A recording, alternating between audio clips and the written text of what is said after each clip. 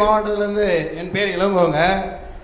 இந்த முஸ்லீமிலேருந்து பழக்க வழக்கங்கள் எங்களுடைய பாட்டார் காலத்திலேருந்து, எங்கள் அப்பார் காலத்திலேருந்து, எங்கள் காலத்திலேருந்து நீண்ட நாளாகவே இது உருவாக இருந்துட்டு வந்துட்டு இருக்கிறது. என்னுடைய கேள்வி என்ன என்றால், தாய் ஒரு தன் மகனை நீங்கள் சொன்னீர்கள், அதாவது கணவன் மனைவி சரியான முறையில் உறவுமுறையில் கொண்டாடுகிறான்னு சொல்லி, அதே போல் தாய் என்ன என்றால் தன் மகனை என்ன திருப்பி கொடுப்பார் என்ற உணர்வோடு எதையும் கொடுக்குவதில்லை. ஆனால் தன் மகனை காப்பாற்றி கொள்ள வேண்டும், தன் மகனை ஆளாக்கி கொள்ள வேண்டும் அப்படின்ற தாய் வளர்த்துகிறாள். ஆனால் மனைவி அப்படி கிடையாது. தன் கணவன் இதனால் கொடுத்தாதான் ஒரு கணவன் என்று ஏற்றுக்கொள்கிறார்கள். ஆனால் தாய் அப்படி கிடையாது. தன் மகனை வளர்த்துவதற்கு மிக முயற்சியாக வளர்த்துகிறார்கள். ஆனால் அந்த மகன் தாயை மகன் கண்டிப்பாக விரும்புவதும் இல்லை, அந்த தாயை வளர்த்துவதில்லை, தாய் கொடுத்ததில்லை. ஒரு ரூபாய் 100% கூட ஒரு பைசா கூட கொடுப்பதில்லை. அந்த தாய்க்கு என்னென்ற முக்கிய விளக்கத்தை இன்னைக்கு விரிவிக்க வேண்டும். இஸ்லாத்தில் தாயாருக்கு உரிய மதிப்பு என்ன என்று கேட்குறாரு.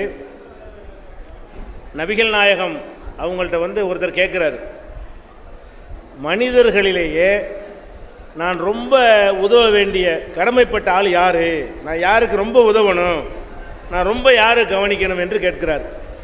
அப்போ நபிகள் நாயகம் சொல்கிறார்கள், உன்னுடைய தாய். அப்போ அவர் கேட்குறாரு, அடுத்து யார்? தாயை கவனிச்சுக்கிறேன், அடுத்து நான் யாரை கவனிக்கணும்? அப்போ நபிகள் நாயகம் சொல்கிறாங்க, உன்னுடைய தாய்ங்கிறாங்க. மூணாவது கேட்குறாரு, நான் அடுத்து யார்? தாய் தான் சரிதான், அடுத்து யார்? அது தாய்ங்கிறாங்க. 3 தடவை கேட்குறாரு யாரை நான் கவனிக்க வேண்டும் என்று. தாய் தாய் என்று 3 தடவையும் சொல்கிறார்கள்.